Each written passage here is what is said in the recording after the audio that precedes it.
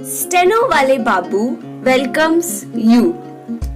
Shorthand dictations in male and female voice from all sources like magazines, speeches, and editorials at various speeds up to 120 WPM for various departments like SSC, DSSSB, CRPF, Delhi Police, etc.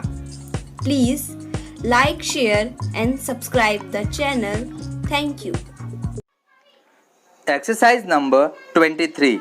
During the third quarter of this century, the world has seen unprecedented progress, comprising in these about 25 years an order of economic growth which is unparalleled in human history, and yet around the close of this quarter century, more specifically over the last 8 months or so, the world has also been engulfed by numerous problems. There is even danger that the present international economic system, which has been the sheet anchor of the orderly development of the post-Second War world economy, may collapse.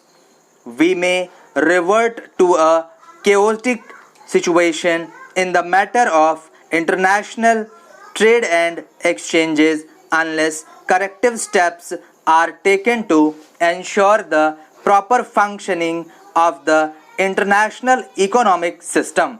It is therefore most timely that international financial experts from both developed and underdeveloped countries, from countries with a persistent balance of payment surplus as well as with chronic balance of payment problems, from countries on the threshold of development, and from those struggling to break out of the vicious circle of poverty, low savings and low investment and consequent low income, have gathered here today to discuss the problems of the world economy in this crucial period of human history.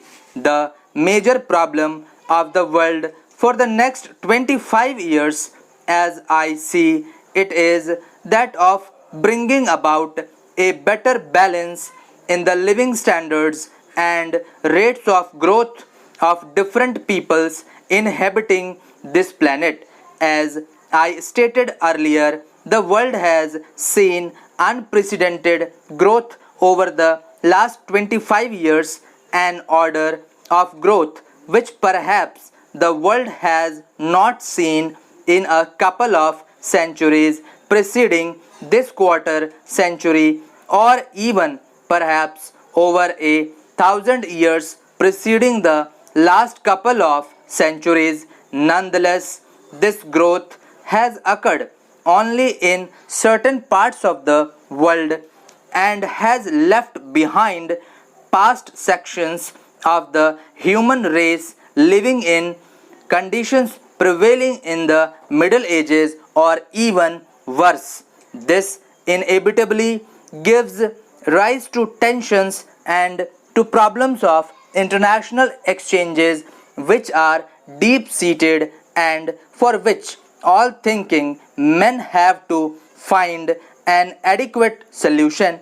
In the race for growth, we cannot afford to forget or to neglect the conditions of life and the prospects of growth for large sections of the world population.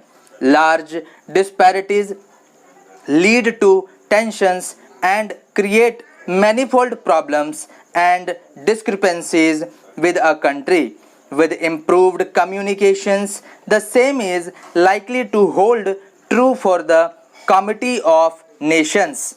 The basic problem that faces the world today, in my view, is one of the orderly growth of all nations. The 1960s were declared by the United Nations as the first development decade, and a fair amount of growth was achieved by many developing countries during those 10 years, though in retrospect one finds that the rate of growth achieved by developing countries has still been able to less than the rate of growth achieved by the developed countries generally.